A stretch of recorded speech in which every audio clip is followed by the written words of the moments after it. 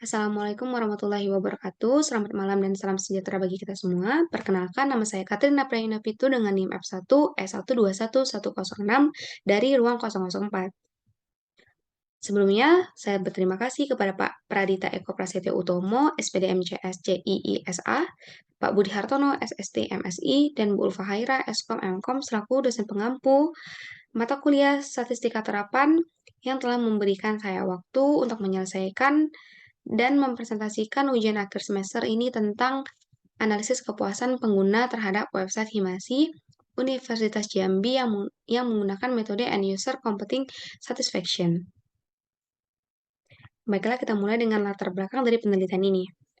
Himasi atau Himpunan Mahasiswa Sistem Informasi merupakan organisasi kemahasiswaan di Universitas Jambi yang bertanggung jawab untuk menyediakan informasi, kegiatan, dan layanan kepada mahasiswa jurusan Sistem Informasi. Nah, metode yang digunakan dalam penelitian ini yaitu End User Computing Satisfaction yang mencakup berbagai aspek seperti kegunaan, keandalan, kecepatan, responsivitas, kemudahan pengguna, dan kepuasan pengguna secara keseluruhan. Penelitian ini bertujuan untuk mengukur tingkat kepuasan pengguna terhadap website Himasi dan mengidentifikasikan area yang perlu ditingkatkan. Adanya beberapa faktor yang dapat dievaluasi menggunakan metode EUCS ini, diantaranya ada konten, format, akurasi, timelines, dan ease of use. Diharapkan dari penelitian ini, kami dapat memberikan masukan yang berharga bagi pengembang dan perbaikan website Himasi. Dalam memahami tingkat kepuasan pengguna, Himasi ini dapat mengidentifikasikan area yang perlu ditingkatkan apakah itu dalam hal antarmuka, fungsional, kecepatan, dan layanan yang disediakan. Yang kedua itu metode penelitian. Objek dari penelitian ini bisa diakses melalui link yang telah kami berikan di laporan, yang dimana website ini bertujuan untuk memberikan informasi mengenai kegiatan, program, atau acara yang diadakan oleh Himasi, dan menyediakan sumber daya seperti artikel, kegiatan, atau kejuaraan. Juga biodata tentang keanggotaan kepengurusan.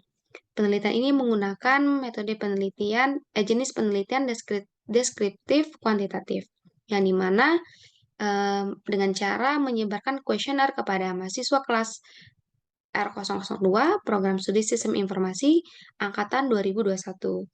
Nah, pada analisis data dan pengujian hipotesis, kami menggunakan metode Structural Equation Model Partial Least Square atau SEM-PLS dengan menggunakan perangkat lunak Smart PLS versi 4.0. Metode pengumpulan datanya kami lakukan dengan cara mendistribusikan kuesioner secara online melalui Google Form, lalu kami sebarkan kepada mahasiswa Sistem Informasi Angkatan 2021 di ruang atau kelas 002. Nah, kuesioner ini berisi pertanyaan yang terkait tentang konten, akurasi, format, kemudahan pengguna, ketepatan waktu, dan kepuasan pengguna. Selanjutnya, variabel penelitian.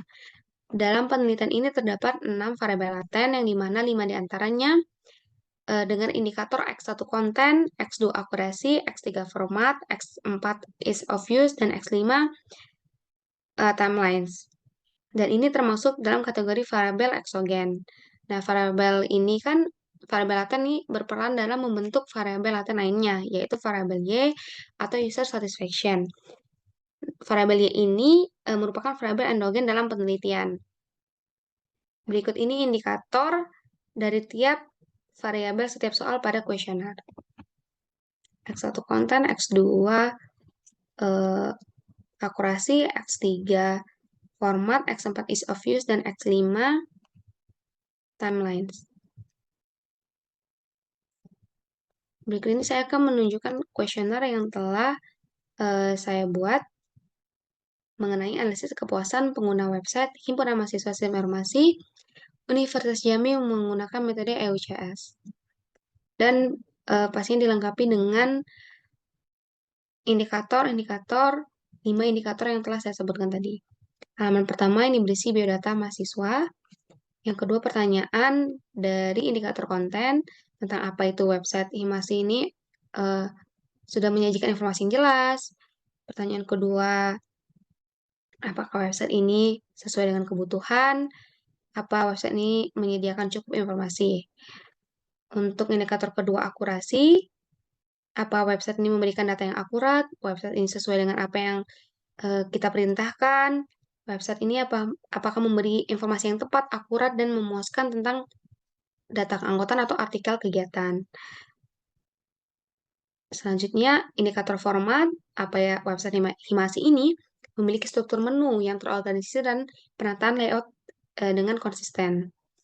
Apakah tersedia pencarian untuk pengguna website Himasi, dan apa website ini memberikan informasi yang jelas dan mudah dimengerti. Indikator selanjutnya, ease of use, apa sistem ini user friendly, apakah memiliki tampilan termuka yang sederhana dan mudah dipahami, dan sebagainya. Selanjutnya, timelines yang berisi tentang apakah website Himasi ini memberikan informasi yang dibutuhkan secara tepat waktu, apakah website ini memberikan data yang up to date, dan yang terakhir itu user satisfaction yang berisi tentang apakah pengguna ini merasa puas dengan website Himasi ini. Baik, kita balik ke laporan. Nah, untuk skala pengukuran dalam penelitian ini, saya menggunakan skala Likert, dan setiap pilihan jawaban dari skala diberikan skor atau nilai sebagai berikut, sebagai tabel berikut. Skor 4 dengan persepsi sangat setuju, skor 3 setuju, skor 2 tidak setuju, dan skor 1 sangat tidak setuju. Setelah penyebaran kuesioner tadi, maka akan didapatkanlah hasil dari pendataannya. Nah, data dari hasil kuesioner ini akan dibuat dalam bentuk model EUCS di Smart PLS. Berikut ini data yang kami ambil, ada 30 sampel dan dihitung menggunakan rumus Lovin. Lalu di-save dengan format CSV. Oke, baik. Berikut ini tampilan dari Smart PLS, yang dimana kita akan membuat project UAS ini menggunakan aplikasi ini. Jadi yang pertama, seharusnya kita membuat new project dan diberi nama project UAS ini sesuai dengan yang kita inginkan. Nah, karena saya tadi telah mengimport data terlebih dahulu, jadi saya memberi nama proyek saya itu Project Starter. Kita klik. Nah, untuk tampilan yang pertama, saya akan memasukkan indikator ini dengan cara mengklik shift, lalu kita menekan untuk ini. Indikator 1 ini kan merupakan konten tadi. 1.1, 1.2, dan 1.3. Setelah saya save, saya tekan, saya seret ke sini. Dan ini saya beri nama konten.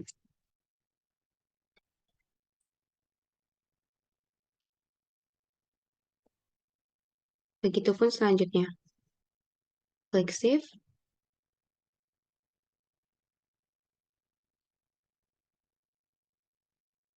Akurasi.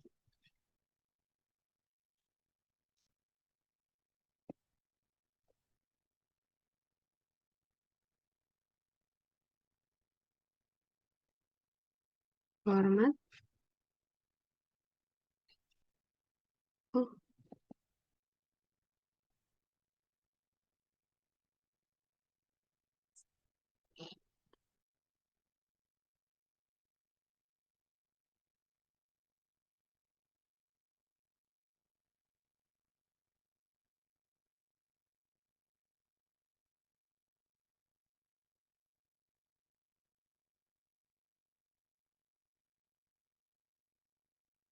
indikator terakhir, timelines.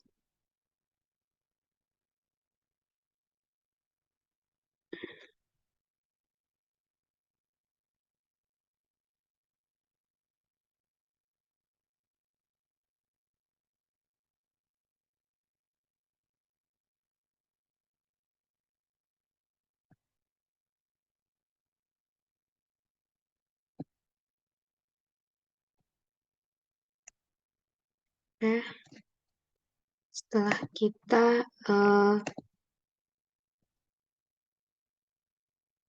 menarik konten-konten ini, akan menyusun dan membuat eh,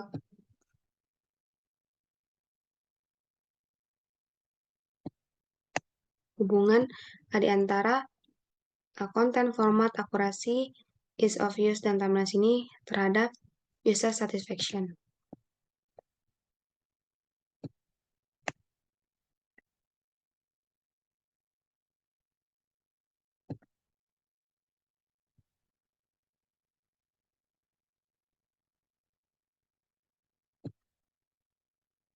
Nah, dengan mengklik connect, konten akan terkonek kepada user satisfaction, akurasi, terkonek kepada user satisfaction, format, timelines, dan ease of use.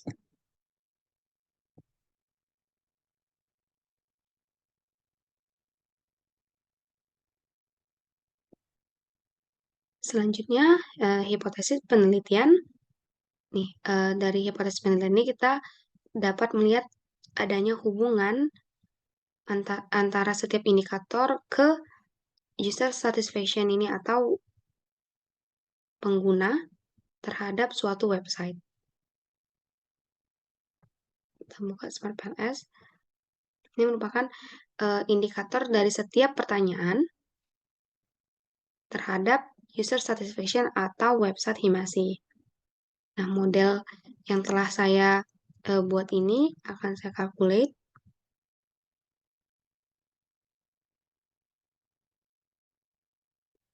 dengan weighting scam-nya PET, kita search calculate, maka akan muncul nilai koefisien jalurnya. Seperti ini, konten ke user satisfaction memiliki nilai 0,228, akurasi terhadap user satisfaction min 0,0882, dan begitu seterusnya. Terdapat hubungan di antara konten ke user satisfaction, akurasi, dan format, ease of use, dan timelines. Kita balik ke laporan. Hipotesis yang saya dapat itu, A1, variabel konten berpengaruh positif secara signifikan terhadap tingkat kepuasan pengguna website Himasi. A2, variabel akurasi berpengaruh positif secara signifikan terhadap tingkat kepuasan pengguna website Himasi. H3, variabel format berpengaruh positif secara signifikan terhadap tingkat kepuasan pengguna website Himasi. H4, variabel ease of use berpengaruh positif terhadap tingkat kepuasan pengguna website Himasi, dan variabel timelines berpengaruh positif secara signifikan terhadap tingkat kepuasan pengguna website Himasi. Kemudian kita akan menguji outer modelnya dengan langkah pertama, yaitu uji validitas konvergen. Nah, pada penelitian ini kan analisis data dilakukan dengan metode SMPLS yang terdiri dari 2 tahap, outer model dan inner model tadi. Nah, uji validitas konvergen ini dilakukan dengan memeriksa loading factor dan average variance extract pada setiap indikator dan variabel. Kita buka Smart PLS tadi. Kita dapat melihatnya di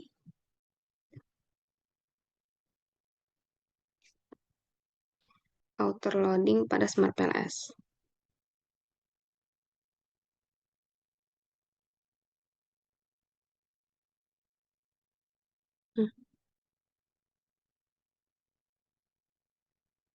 Outer loading kita pilih list. Nah, berikut ini didapatkan hasil dari uji validitas konvergen dengan indikator nilai di atas 7, namun memang ada beberapa nilai loading faktor, yaitu 0,5 dan 0,6.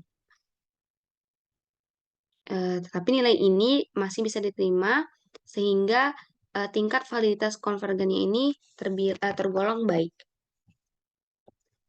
Kemudian kita melihat nilai AVE. Kita kembali ke laporan.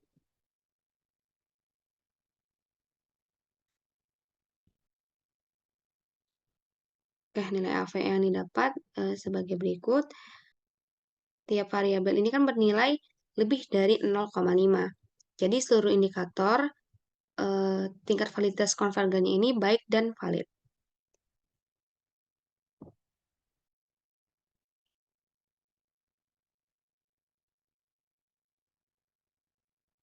Nah, selanjutnya ini uji validitas diskriminan. Nah, dapat dilihat.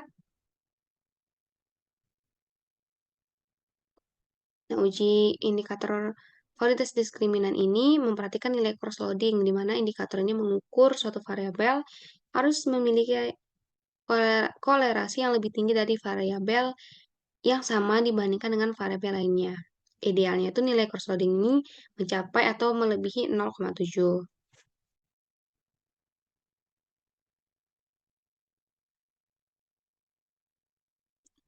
LS, diskriminan, validity, oke kita lihat. Pencet cross-loading. Di sini kan akan muncul nih setiap indikator indikator yang kita buat tadi.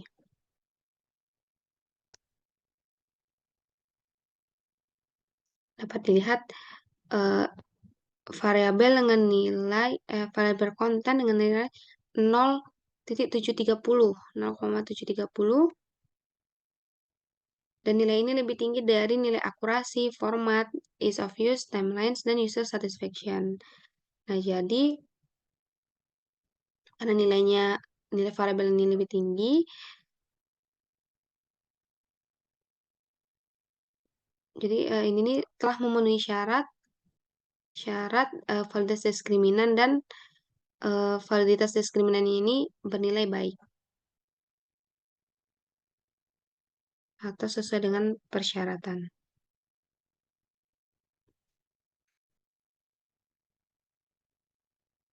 Selanjutnya, hasil uji validitas reliabilitas. Nah, uji ini kan ada dua kriteria, Cronband Alpha dan Composite Reliability. Composite Reliability ini dinilai lebih baik dalam mengestimasi konsisten internal suatu konstruk. Rule of thumb yang digunakan untuk nilai Composite Reliability ini lebih besar dari 0,7. Nah, berdasarkan gambar ini kan dapat disimpulkan bahwa setiap variabel yang digunakan dalam penelitian ini memenuhi standar karena memiliki nilai composite reliability lebih dari 0,7 dan dapat dikatakan reliable. Coba kita buka pada SmartPLS.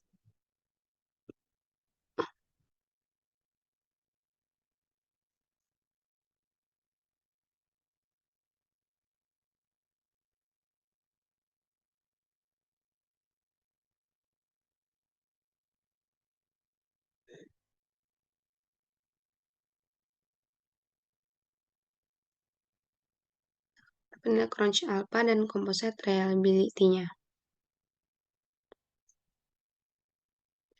Selanjutnya, hasil uji struktural atau inner model. Nah, uji R-square ini kan bertujuan untuk mengamati pengaruh variabel independen terhadap variabel laten lain.